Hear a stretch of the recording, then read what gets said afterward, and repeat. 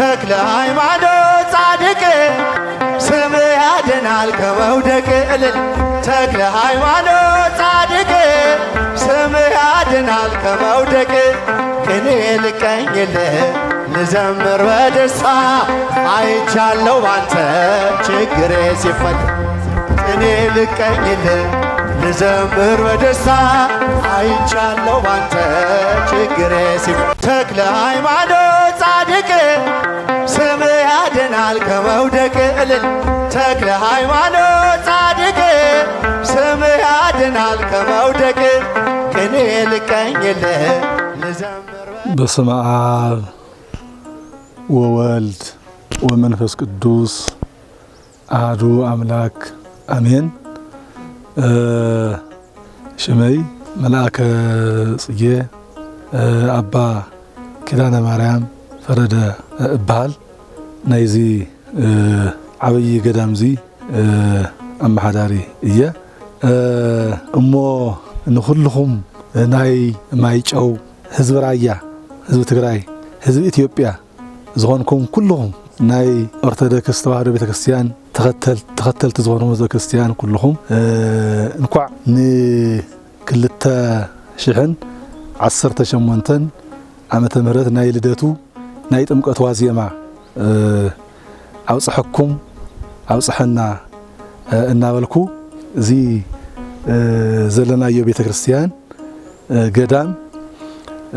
ማይጨው ደብረ ጽጌ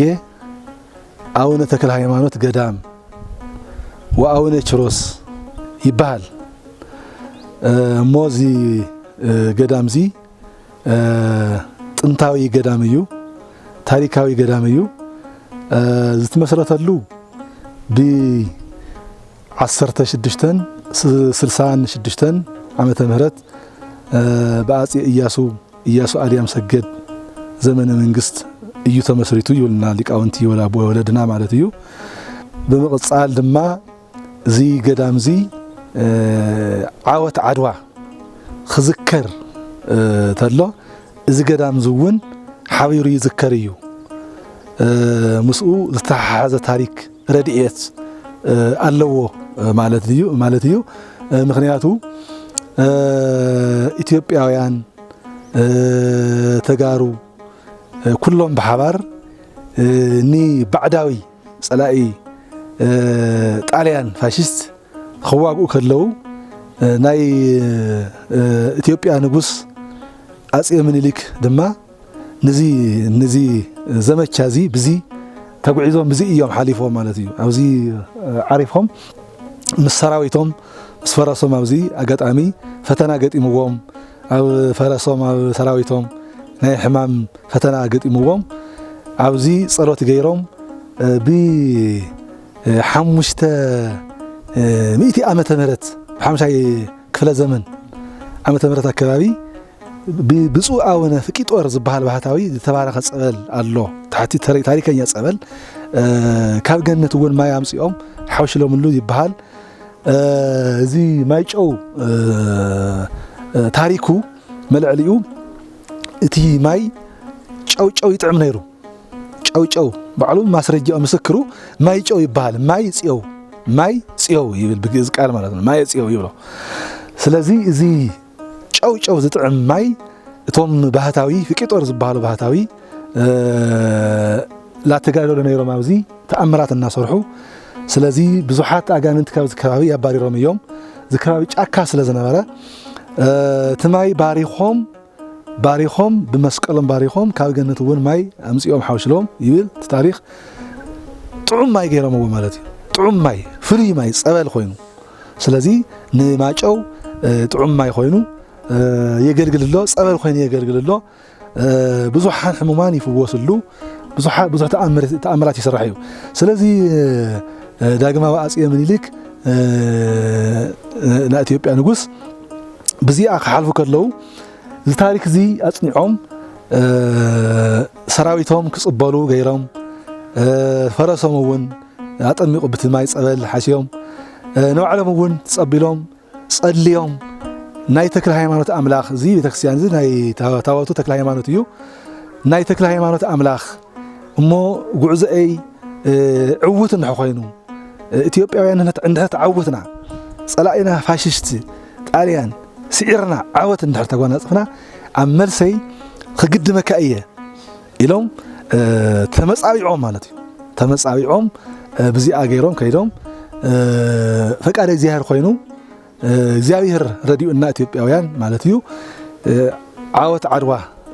ተጓናጽፍና ማለት እዩ ጸላኢ ስዒርና ጀጋኑ ወለድና ጀጋኑ አየታትና ተዋጊኦም ብስልቲ በእግዚአብሔር ኃይሊ ዓወት ተጓናጽፎም ኢትዮጵያ ከባርነት ነፃ ሆይና ማለት እዩ ነፃ ሆይና ናፍሪካውያን እውን ተምሳሌት ሆይና ናፍሪካውያን እውን ናይ ነፃነት ተምሳሌት ሆይና ዓወት ዓድዋ ማለት ዓብይ ታሪኽ እዩ ስለዚ ካብዚ ተበጊሶም እዚ ገዳምዚ ብናይ ባዕሎም ደብዳቤ ብናይ ባዕሎም ትእዛዝ ገዲሞምዎ ስለዚ ጠቕላላ ኣብዚ ኮይኑ ዝረአይ ኣብዚኣ ዘለና ያ ቤተክርስቲያን እንባ ንሽተይ ብርኽ ዝበለት እያ ኣብዚኣ ኮይኑ ዝረአይ ኩሉ ላባኻ ክግብር ናባኻ ኣስራት ክኸፍል ይግባእ ኢሎም ብናይ ባዕሎም ትእዛዝ ጠቕላላ 80 ማሕበር ዝበሃል ነይሮም ማለት እዩ ኣብዚ ከባቢ ስለዚ ራይማ ኩሉ ኣብዚ ይግብር ነይሩ ባዕሎም እውን ኣዲስ ኣበባ ኮይኖም ማጨው ተክለ ሃይማኖት ገዳም ብጸሎትኩም ሓሱና እናበሉ ደብዳቤኦም ኣብዚ ማዓት ደብዳቤ ነው ብዙሕ ደብዳቤ ነው ማስረጃ ማህተም ተታተመ ማለት እዩ ስለዚ ቀጽሉውን ለንግስት ዘውዲቱ ለአፄ ኃይለ ሥላሴ እውን ከብዝ መሰረት ካፍቶም ኣብ ኢትዮጵያውያን ድንሆ ኣብ ኢትዮጵያ ዘለው ዓበይቲ ገዳማት ቀጽሉ ስለዘሎ ካብኣቶም ሓደ ስለዝኾነ ናይ ማጨው ተክለ ሃይማኖት ገዳም ኣቦታት ብጸሎትኩም ሓሱና እናበሉ ብደብዳቤኦም ይልኡኽ ነይሮም ሓደ ሓገዝ እውን ይልኡኽ ነይሮም ማለት እዩ ለኣብነት እዚ ቤተክርስቲያን እዚ ንሪኦ ዘለና እዚ መቸም قدم يلو زنابرت نيشتاي زنابرت هذا كريستيان أما حيشوم أصي هاي لسلاسية نا إثيوبيا نجوس بناي بعلم تزاد بناي بعلم وسعي أو زلوا حالفت بسكبابي أتحابيرهم زاوية كريستيان كون جئية هتسرع غيرهم مالتيو لتقدم له بحدا شحن شمنتن إتن سمانان شمنتن أنا تمرتي مالتي قدام بأس منيلك باندشي سمنت ماتو 88 أنا تمرتي تقدم مالتيو ما قاعد أسرعت شعنتي ما تقدم مالتيو مو زا حش تمحش ترى بتكسيان تما أسي هاي لسلاسية زي بنايو على مصاي أسريهم بحدا شعنت شعنت متن 36 أنا تمرت تمرق على تواريخ هذا بتكسيان زي عملتيو سلازي زي أنا نقل زلنا مو صاوعيت زجورات أيو أنا نخلهم ህዝብ ራያ ማለት እዩ እዚህ ከተማ ማጨው ህዝብ ራያ ራይማ ትግራይ ኢትዮጵያ እሞ 14 ታህሳስ እዩቲ ካብ ቀደም ጀሚሩ እና ተኸበረ ዝመጸ በዓል ጠቅላላ በራያ ራይማ እዩ ክበር ነይሩ ነገስታት እውን ሓዊሱ ማለት እዩ በራያ ራይማ ዝኽበር ነበረ ዓብይ በዓል እዩ ታሪኩ ተርእይቱ ናራያ ባህል ናይ ሃይማኖት ስርዓት ጠብሓልዩ ናይ ሃይማኖት ስርዓት ናይ ሃይማኖት ትውፊት ሓልዩ እንደገና ናዚ ናይ ራያ ባህልውን ሓዊሱ ማለት እዩ ይኽበር እዩ መጽኡ خዚ ስለዚ በዚ መሰረት ን24 ታሕሳስ ልደቱ ለአቡነ ተክለ ሃይማኖት ሐዲስ ሐዋርያ እዩ ስለዚ ኣብዚ ብድምቀት እዩ ክኽበር ብድምቀት ጠቅላላ ናይ ከተማ ህዝቢ ናይ እንዳመኾነ ህዝቢ ናይ ራይማ ህዝቢ ህዝቢ ትግራይ በሙሉኡ ኣብዚ መጽኡ ከኽብር ናይ ኣቡነ ተክለ ሃይማኖት በረከት ክካፈል ዓብይ በረከት ቅበል ጻውዒት ንገብረለና በእግዚአብሔር ስም ማለት ነው ማለት እዩ ዝኻልኩም መጽኡኹም ከተኽብሩ ዘይኻልኩም ኣብ ዘለኹም ወላ ወጻ ዓዲ ወጻኢ እንተሃሊኹም ኣብዚ ሃሊኹም ደቂ ራያ ደቂ ማጨው ተክለ ሃይማኖት ደቂ ማጨው ህዝበ ክርስቲያን ኣብዚ ሃለኹም እውን ኣምላከ ተክለ ሃይማኖት ይሓልውኹም ንስኹም እውን ኣብኡ ኮይንኩም ንዝገዳምዚ ዝከኣለኩም ኩሉ ክትገብሩ ዝከኣለኩም ኩሉ ለሚ ቴክኖሎጂ ሰልጥን እዩ ዓለም ወላ ርሑቕ እንተሃለይኻ ሓበርካ ደርጋ ዝሃለውኻ ዝገብር ቴክኖሎጂ ስለ ዘሎ መልእኽቲ ምልኣኽ ይምቺ እዩ ብኩሉ ነገር ትመችእ ስለ ዝኾነ ዘመኑ ኣብኡ ኮይንኩም እውን ክትሓስቡ ዝገዳም ክትሓስቡልና